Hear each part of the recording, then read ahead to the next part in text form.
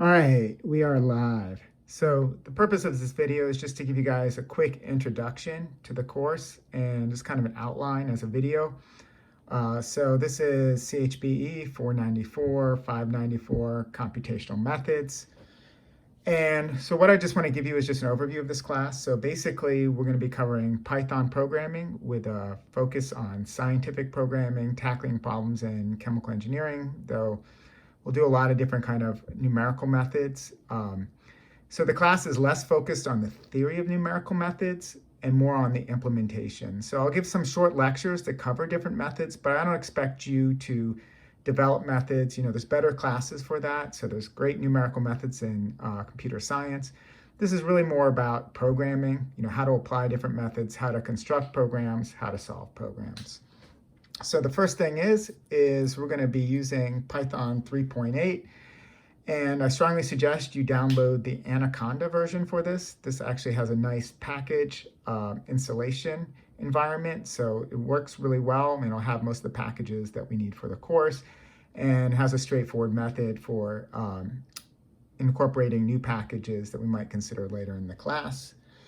And everything we're going to do, which I'll explain in the next video, will be done in Jupyter Notebooks. This is just kind of a web-based way of programming. It's similar to kind of the notebooks or cell-based programming that if you've ever used Mathematica.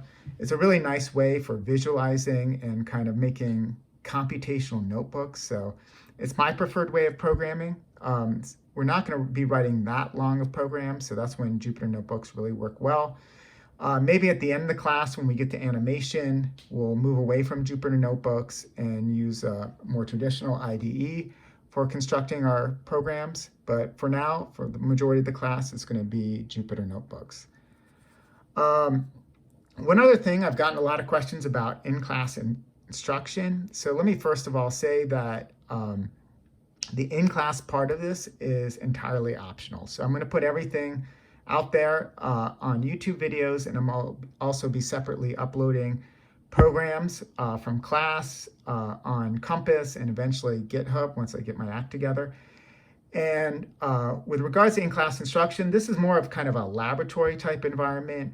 So normally this class is very interactive, so I'll give kind of problems out in the class, and then I'll go around and help you solve them, and then you can work with your neighbors and kind of work on those programs.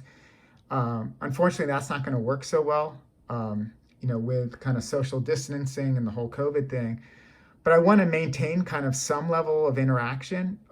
It's often, when you're working on a program, if I can just quickly look at the program, often I can find the mistake really fast, rather than having you email me, and then I have to answer the email, send it back. Hopefully we can cover material a lot faster by kind of mixing in some classroom instruction. But as I mentioned, everything I'm going to do is I'm going to put it online. So we're going to play around with the in-class instruction and see how well it works. We'll modify the schedule. I really don't know how things are going to progress as the semester goes. One thing I should emphasize is that we're going to be using the computer lab enrollers.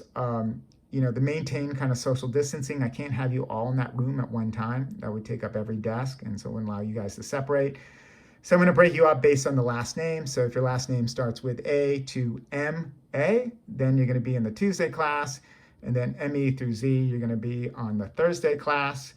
Again, depending on how many people show up, we may relax these kind of separations, but for now, basically you're just going to have one class a week.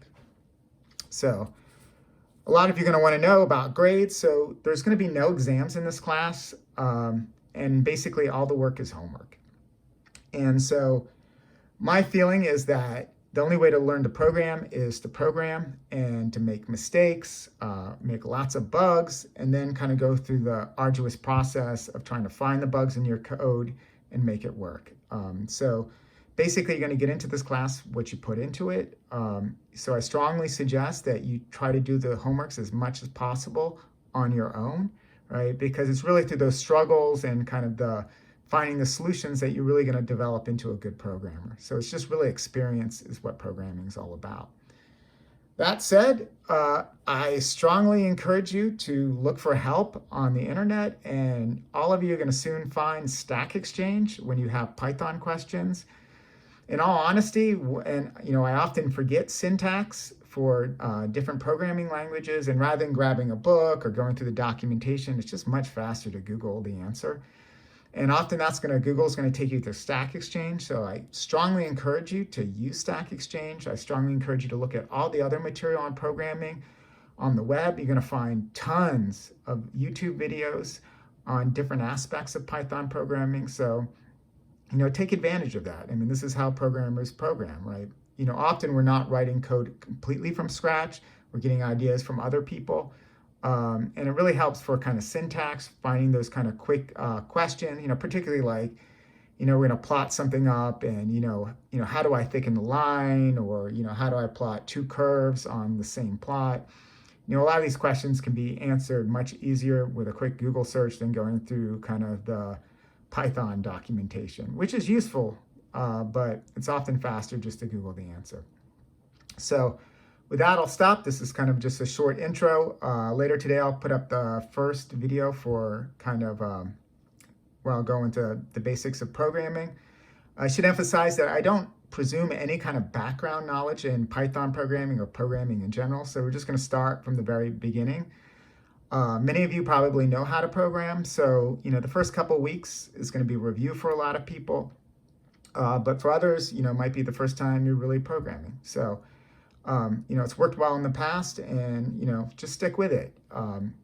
And, put in the effort, and, you'll find soon that you're going to master Python quite quickly and be able to accomplish lots of different tasks within the Python programming environment. All right. As always, if you guys have questions, send me email. We also have Piazza set up, so you can post questions there. I only ask that when you send me email, just put CHBE 494 in the header. That way I can easily find your emails. Otherwise, they can get lost in kind of the hundreds of emails that I get every day. If you have any questions or concerns in particular, if you have any ideas for better content delivery, I'm new to the whole online thing. Just send me an email, make suggestions, or if you don't like something, just let me know. I'll try to, address it as best as I can. I can say last semester, I got a lot of great suggestions from students, and it really, I think, helped with content delivery. So I hope you can do the same. I'm here to serve you, and I really want to, I really love teaching this class, and, I want you guys to learn as best as you possibly can. All right, with that, I'll stop, and the next video will be posted soon. Bye.